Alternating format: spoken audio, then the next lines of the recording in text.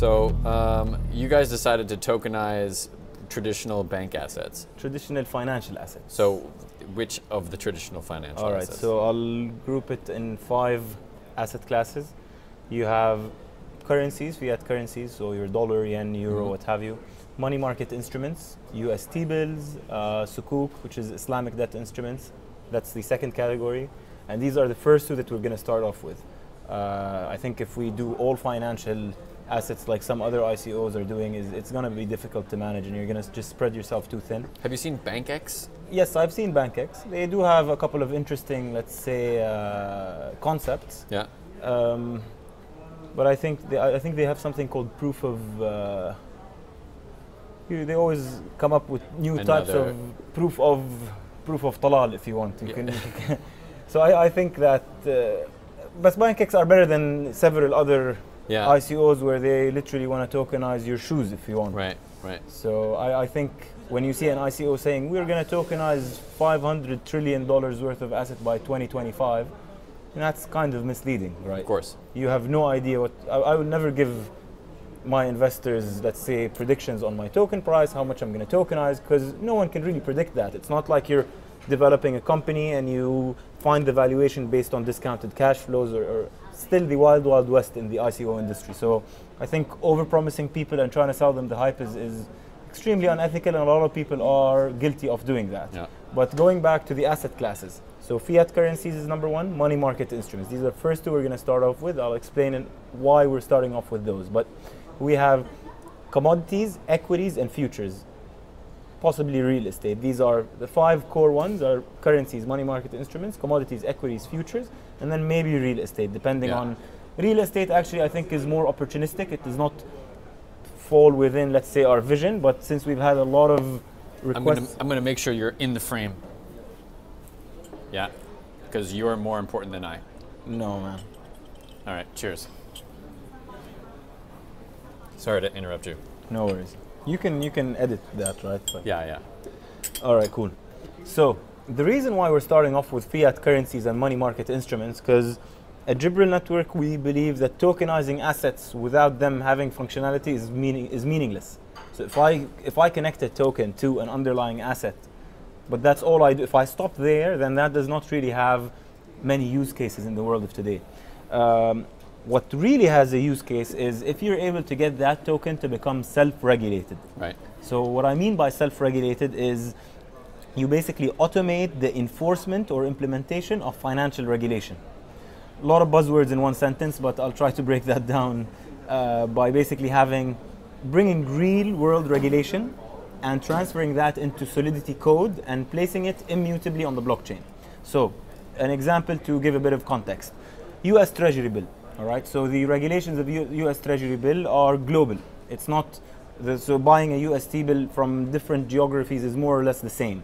Whereas if you purchase gold or trading gold in Kenya is very different from trading oil in Russia.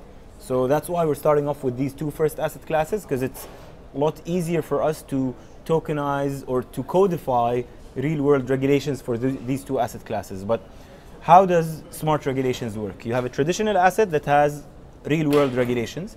We create the code version of that regulation and we place it in a token. UST bills, going back to that example, I can hold a UST bill because I'm not a blacklisted individual in the US. But if I want to sell that UST bill, I'm unable to. Why? Because I require a specific license, a broker license, in order to do so. So when I say self-regulating token, it's an ERC, so Ethereum compatible token. You purchase a UST bill from a registered broker who acts as a supply to our tokenized T-bills. You can hold that T-bill in your wallet until maturity, but try as you may to send it elsewhere, you won't be able to, because this tokenized T-bill follows real-world regulation. And this is what I mean by automating the enforcement of financial regulation. Basically, in your J wallet, so which is a best-in-class Ethereum-based wallet that allows you to hold your private keys, you'd have UST bill grayed out. You cannot send it anywhere except to the broker that you bought it from. So if you wanted to sell it elsewhere, you have to upload your license onto our platform, and then that functionality would basically be added to your wallet. So you're doing KYC basically on the brokers? Yes. Yes, we're doing KYC, I guess, across the board. A lot of ICOs you can participate by simply. So I participated in an ICO not too long ago where they literally asked me for absolutely nothing, not an email address. They just send us the ether here. All right, sure, you send the ether there, and it's kind of sketchy, this industry. So I guess ever since I decided that I'm going to do an ICO, I've participated in 261 ICOs to date. Some of them just whatever, $10 minimum, I put that $10 just so that I can see the process, so that when I do my ICO, I want to make sure I know what's there in the market. So actually 262, I got into one a couple of days ago. I haven't even done that many. I've seen too much garbage go through it. I'm just like, yeah, I'm out. Yeah, but some garbage I intentionally, so I've participated in the absolute worst ICOs just to see what they're doing, how the process works, what's the best way of approaching users, what's successful communication methods. So for example, Civic was one of the ICOs that I felt I learned a lot from. They did a lot of good stuff there. Yes. So Vinny, I think Vinny and his team are amazing. I certainly learned a lot from their ICO. They had that queue system in place. The queue system was great. Yeah, and since they're doing KYC themselves, I guess their KYC had to be spot on. Yeah. Some other ICOs, as I said earlier, just send us the money here and then God knows what happens. So I think for Jibrel Network, we tried to find the balance where, since we're doing it out of Zug, Switzerland, and we eventually want to be regulated by FINMA, which is like the Swiss financial regulator, we've had to have bank level KYC. So all the way to a signed ultimate beneficial owner. That's obviously deterred a lot of people from investing, but the people that have been deterred, I guess, are not our target audience. We want to work with central banks, with financial institutions across the world. And if you have any doubt, or if there's any doubt on our KYC, then that's automatically going to be a red flag, and it's not something that we're willing to entertain. But on the other hand, we are willing to lose out on a couple of investors who, I guess an investor that's not willing to give in his information is not an investor that we would want to have as part of our network. Obviously, there has to be a balance. I mean, if I ask you to give me an electricity bill that is 2 weeks old, or like, that will definitely deter some people. But submit passport, signed UBO. For specific amounts, you have to have the original, let's say, source of funds. But I think people who have gotten their money in acceptable ways don't mind sharing that type of information. Yeah. The most interesting part about ICOs is our angel investment round was literally private placements where our team would go to VCs, individuals, and literally pitch the living life out of us. Right. Go pitch to pitch. It's a pain. True pain. It's a nightmare. Right. And it's a small amount of people controlling what actually gets innovated on, which is the whole reason why ICOs are successful. And then if an investor gives you $100,000, right, they want 40% of your company. Not only do they want that, they want to know what you had for breakfast yesterday. Right. They want to know what color of underwear I'm wearing today. That's why ICOs are the future. So what I've seen is I did 2 fundraising rounds. So we raised $3 million using an angel investment, and I had to literally burn myself out going from door to door, and it was successful. I learned a lot, met a lot of good people, and ended up raising the capital. But at the end of the day, when I did our pre-sale round, we had investors from over 70 countries, people from across walks of life. You had a 70-year-old doctor from Guatemala invest, and you had a 16-year-old kid from Germany invest. Right. So But how could you take him? Was he an accredited investor? Basically, he invested. He contacted us, and he invested through his dad, who basically provided. Who was an accredited investor. Yes. So the nice thing about that is ICOs, again, the concept of financial inclusion. I'm not trying to sound like Gandhi or something, but today, when you have 6 billion or 7 billion people on the face of the earth, most of them are unbanked. Right, but how would they participate in the ICO if they're not accredited investors? So in the future, this is not something that will happen today, but in the future, basically anyone with a connection to the internet will be able to access a wallet. Sure. So for example, if best example is M-Pesa. Right, of course, I totally agree with you. So the M-Pesa concept is for me, is revolutionary, and it's more innovative than what banks have done in the past 30 years. Of course. Banks have focused their efforts on maximizing their profits. So a nice example, having worked in financial advisory before, I know how messed up mentality is inside banks, because everyone has, so I think people act on their self-interest, and a manager or a CEO of a bank has certain KPIs that he has to meet, so he acts in a certain way in order to meet these KPIs. So for example, maximizing profit. I'll give a nice story that happened, which I was completely against, but it was one of the ideas that I saw inside the bank, inside one of the banks in the region, that got pushed forward, the concept of overdraft. So let's say you have $1 in your account, and you're about to go into overdraft. Usually they process your transactions based on time. Right, so, right. But I want to focus on what you guys are doing, because I'm familiar with all that nonsense. Yeah, we're starting a small fund, and it would obviously be in the fund's interest to take a position in these sort of more traditional bank instruments. But what about without reiterating the wheel and what's already been done with the instruments? How is so yeah, you can basically automate a lot of the regulation. Sure. But how much innovation is that really? All right, so I think that the innovation there is minimal. Right. The real innovation comes in the creation of, for example, meta assets. Right. Where you'd be able. All right. So I think the most innovation can come with the automation or the tokenization of debt instruments, their securitization, their trading, clearing, settlement. Each currently happens in a silo process. So for example, the mortgage-backed securities concept, when you place that on the blockchain, the holder of that mortgage-backed security can simply drag and drop any debt instrument from within that aggregated instrument, and then you get the cash flows associated with the instruments that you have inside in an automated fashion using smart contracts. But we still have to be able to verify how that was brought in and what the terms of those conditions for that debt instrument were, right? Agreed. And I think that is only going to improve over time. Today, it's very limiting because not anyone can issue debt instruments. Right. But it should be, a normal person should be able to issue debt instruments. Yes, and I think that will only. All right. Look, when you're looking at debt instruments, there's the concept of defaults. All right, and with defaults and smart contracts, there still haven't been advancements enough for the legal recourse on what happens if there is defaults. A bank has an insurance agent that basically covers whatever bad debt is not there.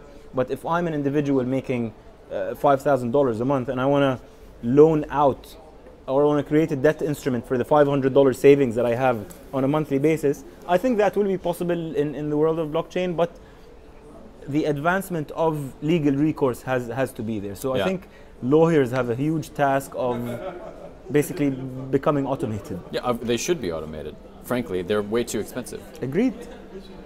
Especially for giving us boilerplate stuff, which is what's happening most of the time. Not even boilerplate, and sometimes they don't even adjust any of it. No, they just give it to us. I've had a horrible experience with lawyers across the world, and some of them are good, but the majority are in it for the cash grab, I'd say. Right. So what interests me about the traditional sort of aspects of the instruments is that a normal person or a normal group of people could get together and sort of issue debt or issue even currency, right?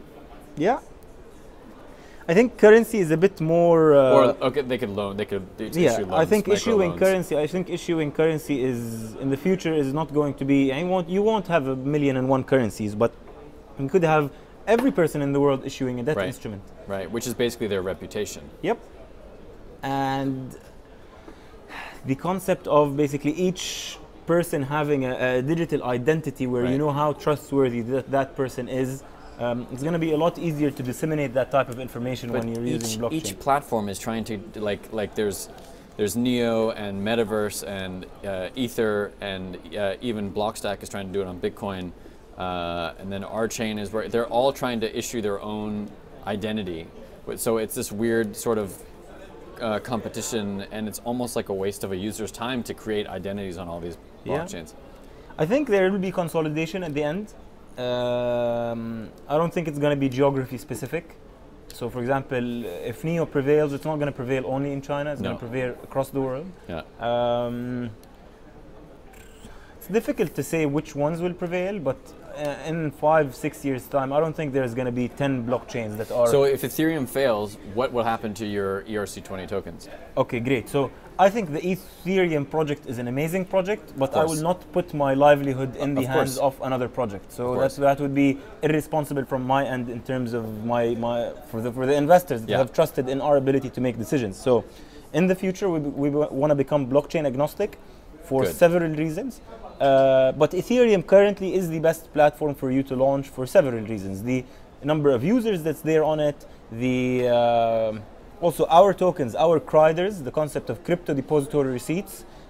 Each of these is going to be an ERC20 token. So you're going to be able to hold tokenized dollar, tokenized dirham in your My Ethereum wallet, for example, just like you hold an Aeon coin that is in ERC20 token. Concept of crypto depository receipts was actually was created by one of our founders, Victor, who is quite honestly, it's an honor for me to work with him. The guy is insane. We came up with Jibrel, or Yazan came up with Jibrel as a remittance solution. We used to be management consultants working here in Dubai. He was with Oliver Wyman and Deloitte. I was with PwC, and we wanted to create a remittance solution for people to send their money back home. But we realized that the volatility of these crypto assets that we want to use basically defeats the purpose. So Victor came up with the concept of crypto depository receipt. So in the old days, you used to go to the bank, give them that $1 million, they give you a piece of paper saying you basically own $1 million sitting in this bank. We've created the cryptographic format of that, where it's a smart contract that tracks an underlying asset in terms of value and ownership. That paved the way for I guess everything that we're doing today. Right. Got it. So in order to be blockchain agnostic, like that's why you wanted to originally run on Hyperledger. Yes, there was a lot of discussions on which type of blockchain or which blockchain we should run on. But what we're doing right now is we deploy our contracts on several blockchains. So we run currently running on Ropsten. Yeah. We will be which is just testnet. Testnet of Ethereum. We'll be moving to Ethereum, but I've deployed my contract on RSK. Yeah. I've deployed on Arabian Chain. Maybe considering deploying some on Metaverse or Neo. The reason why I want to do that is because I want to make sure that my team and our smart contracts have been tested on more than one platform. Yep, I agree. What's unfortunate though is that if you build, there are some businesses that aren't doing that, and they're just building something on a moving target, which sucks for them. I think in this industry, a lot of people are guilty of trying to reinvent the wheel. Right. And people will soon enough realize that that's very inefficient. Also, the hype around the token system sometimes I think is unjustified. I think tokens will run in the back end. Consumer behavior will not change as much. Right, because consumers don't all care about tokens. They care about basically money. Yeah, they care about money and the ease of transactions. Right. And having a Starbucks coin is not necessarily something that I'd want to have if I want to buy my morning coffee.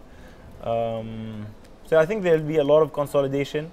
As a lot of the panelists today were saying, 90% of startups will fail. Could be 95% for all I care. But the ones that do succeed, actually there's this interesting concept in ICOs or blockchain-based projects is when a startup fails, the thoughts or the innovation that are associated with that usually dies off. But with ICOs, people can pick up on failed projects. Right, totally. Cool. Anything else you want to cover?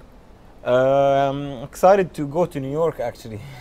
Our team is based there. Yazan and Victor and the rest of the team are based in New York. I've spent most of my time in the Middle East with the majority of our investor base here, and we're doing a couple of POCs and demos with a couple of banks in the region. But yeah, man, I'm excited to move to New York. Well, I'm in Brooklyn, so actually Yazan lives in Brooklyn, so I'll probably live in Brooklyn myself. Yeah, I suggest. I recommend Greenpoint. It's right on the river, and we don't ever leave. Our co-working space is like right there. So, yeah. So we can have you guys come by for a meetup for the blockchain meetups that we do. Sure, we'd love to. Yeah. Thanks, man. All right. Thanks a lot, Nathan. Really appreciate you taking the time, man. Yeah. Thanks, man. All right.